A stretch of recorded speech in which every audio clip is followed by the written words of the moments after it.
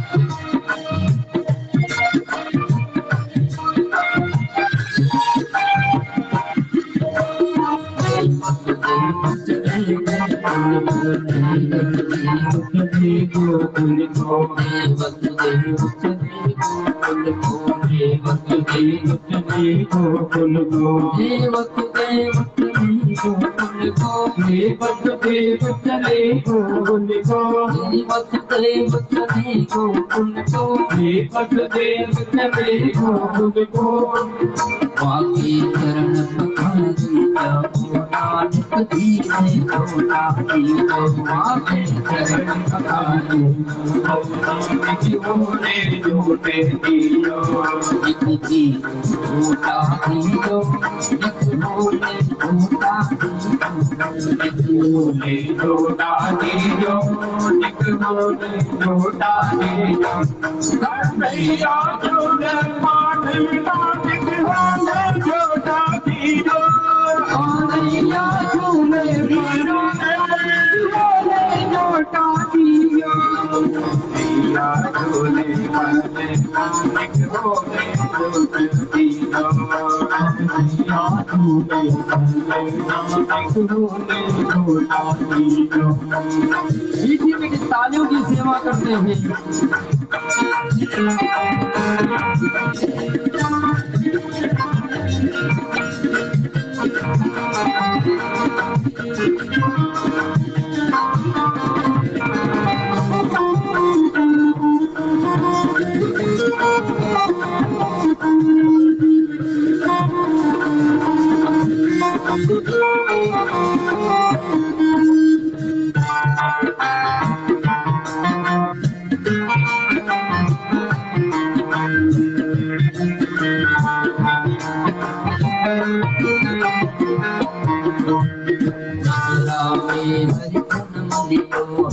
मथुरा में हरि जन्म लियो है, मथुरा में हरि जन्म लियो है, मथुरा में हरि जन्म लियो है, मथुरा में हरि जन्म लियो है, मथुरा में हरि जन्म लियो है, मथुरा में हरि जन्म लियो है, मथुरा में हरि जन्म लियो है, गोकुल में झूले पर नानक झूला दीवो, गोकुल में झूले पर नानक झूले झूला दीवो, धीरे झूला दीजो, झूले झूला दीजो, झूले झूला दीजो, झूले झूला दीजो, कन्हैया झूले वाले नानक धीरे झूला दीजो, कन्हैया झूले वाले नानक झूले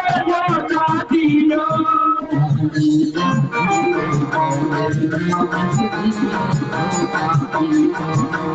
कन्हैया झूले वाले नानक झूले झूला दीजो।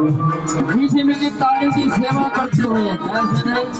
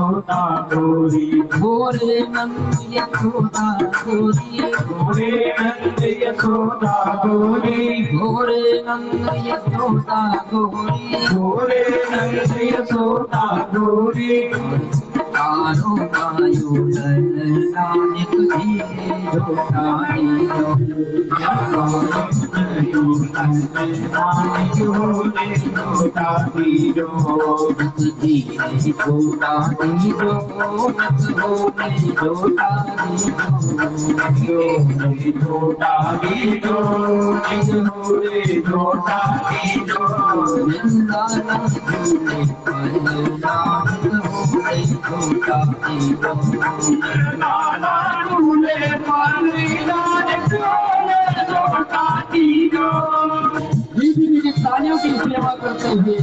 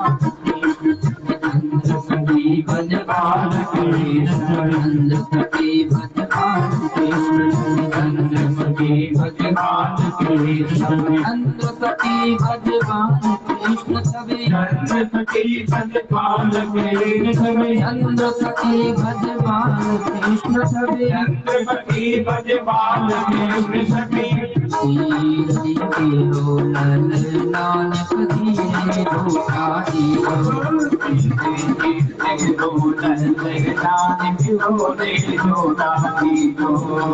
धीरे रोटा दियो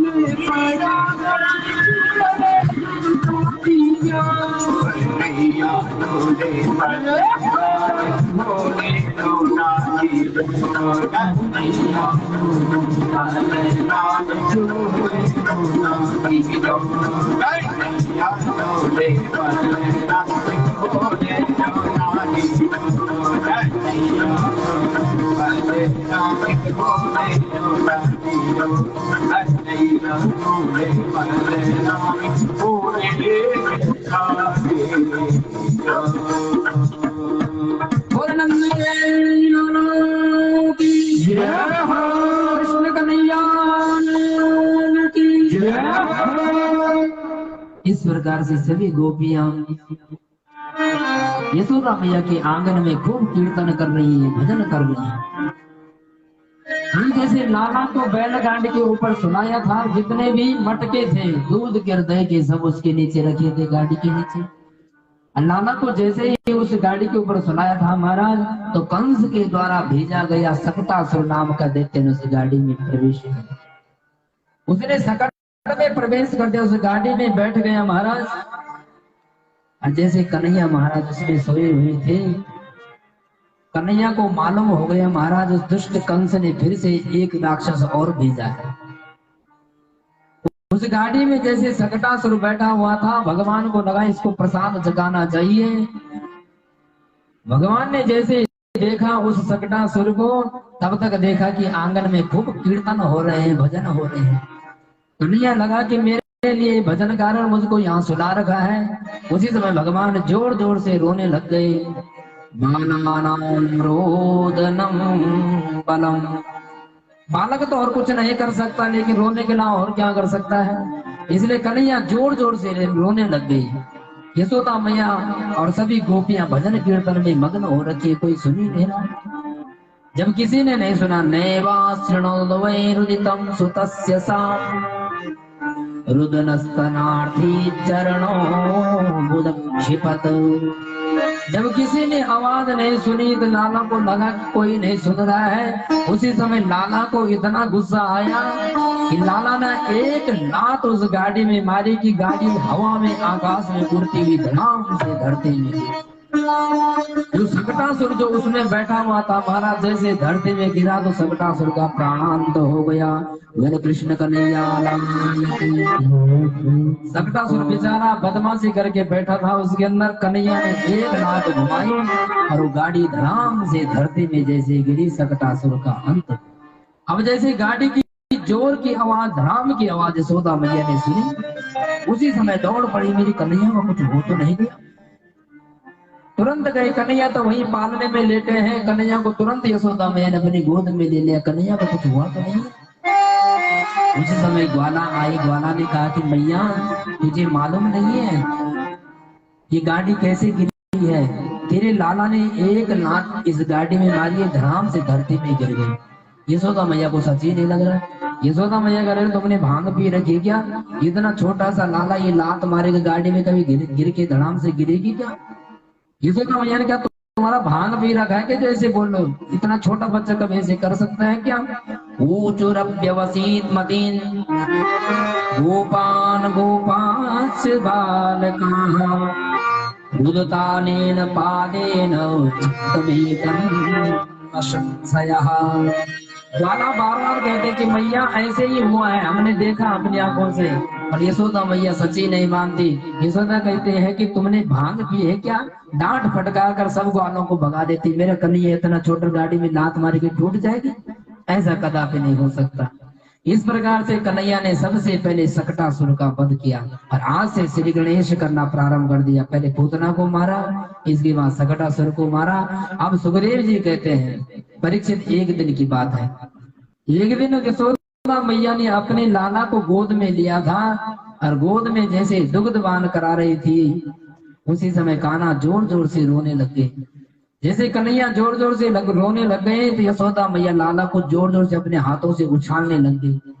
अब यशोदा मैया तो महाराज 80 साल की बुढ़ी, अब कितनी देर तक तो लाला को झुलाएगी। यशोदा मैया के जैसे हाथ थके, यशोदा मैया ने लाला को गोदी में बिठा दिया। उसी समय कंस के द्वारा भेजा गया तृणावर्त नाम का दैत्य आया। और कैसे आया? बवंडर का रूप, तूफान का रूप धारण करके आया। तृणावर्त को लगा कि इसे आज समाप्त करके ही छोड़ूंगा। भगवान जैसे अपनी मैया की गोद में बैठे हुए थे, तुरंत भगवान की नजर पड़ गई कि मामा ने एक गिफ्ट और भेजा है। पहले एक गुड़िया भेजी थी, उसको तो मैंने तोड़ के फेंक दिया। दूसरी गाड़ी भेजी थी, वो भी तोड़ के फेंक दी। अब मुझे लगता कि मामा जी ने हेलीकॉप्टर भेजा है। और कन्हैया को लगा कि हेलीकॉप्टर तो भेजा है, लेकिन यशोदा मैया तो मुझे गोद से नीचे उतारेगी नहीं, अब क्या होगा। उसी समय भगवान ने वैष्णवी माया का प्रयोग किया। भगवान ने कहा कि मैया तो ऐसे मुझे नीचे छोड़ने वाली नहीं है। उसी समय लाला ने अपना शरीर बढ़ाना प्रारंभ कर दिया। शरीर तो छोटा ही रहा, इतना भारी हो गया, इतना भारी हो गया। यशोदा मैया को लगा कि इतना भारी कैसे हो गया, कहीं मैंने दूध तो ज्यादा नहीं पिला दिया इसे। उसी समय यशोदा मैया ने कहा कि लाला तू नीचे रह और मैं अपनी रसोई का काम करती हूँ। यशोदा मैया ने लाला को तो वही नीचे गोद से नीचे उतार दिया। लाला धीरे धीरे ऐसे चलने लग गए। यशोदा मैया अपनी रसोई में गई। उसी समय तृणावर्त को मौका मिल गया। गरिमाणं शिशोर ओढ़ुं से गिरिकीटवत् भूमो निधाय तम गोपी विस्मिता भार पीड़िता। तृणावर्त को मौका लग गया कि अब इसे छोड़ूंगा नहीं। बवंडर का रूप धारण करके आए। कन्हैया जैसे वहीं आंगन में थे, उठाकर तृणावर्त ले गया। अब जैसे कन्हैया तृणावर्त की पीठ के ऊपर बैठे तो कन्हैया को बड़ा आनंद आने लगा है। मामा ने पहले गुड़िया भेजी थी, उसमें इतना आनंद नहीं आया। गाड़ी भेजी, उसमें भी कोई आनंद नहीं आया, लेकिन हेलीकॉप्टर बड़ा आनंद आ रहा है। कन्हैया आराम से पीठ के ऊपर बैठे हैं, तृणावर्त जा रहा है। तृणावर्त जैसे ऊपर से जाने लगा तो भगवान देख रहे हैं गलियां, क्योंकि आगे जाकर चोरी करने है ना, इसलिए सारी गलियों को देख रहे हैं कि आगे हम चोरी करेंगे। और भगवान बड़े आनंद में उसकी छाती के ऊपर, उसकी पीठ के ऊपर घूम रहे हैं। पर तृणावर्त ने विचार किया कि इसको कंस के पास ही ले जाता। तृणावर्त जैसे ही मथुरा की तरफ जाने लग गया कि कंस के पास ले जाता हूँ। भगवान को लगा कि अभी मथुरा मैं नहीं जाऊंगा, अभी तो गोपियों के साथ में रास करना है। इसलिए कन्हैया को उसी समय लगा मैं जाने वाला नहीं। भगवान कन्हैया ने उसकी गर्दन पकड़ना प्रारंभ कर दिया। अपना शरीर इतना भारी कर दिया कि तृणावर्त को लगा कि मैंने ये कन्हैया को ला रखा कि कोई काला पत्थर तो उठा के नहीं लाया। बार बार जब तृणावर्त ने देखा कन्हैया को कि मेरी पीठ में कहीं कोई काला पत्थर तो नहीं लाया उठा के, जब बार बार देखा तो तृणावर्त आश्चर्यचकित हो गया, ये पत्थर है कि कन्हैया है। कन्हैया ने कहा कि लोग पत्थर में मुझे देखते हैं, तू मुझ में पत्थर देख रहा है, इसलिए तेरी खोपड़ी भी अभी पत्थर में फोड़ता हूँ। तमंतरिक्षात् पतितं शिलायां विशीर्ण सर्वा वयवं करालम। भगवान ने इतना अपने शरीर को भारी किया, गर्दन पकड़ी, तृणावर्त धरती में जैसे धाम से गिरा। कन्हैया को तो कुछ नहीं हुआ, तृणावर्त का वहीं पे अंत हो गया।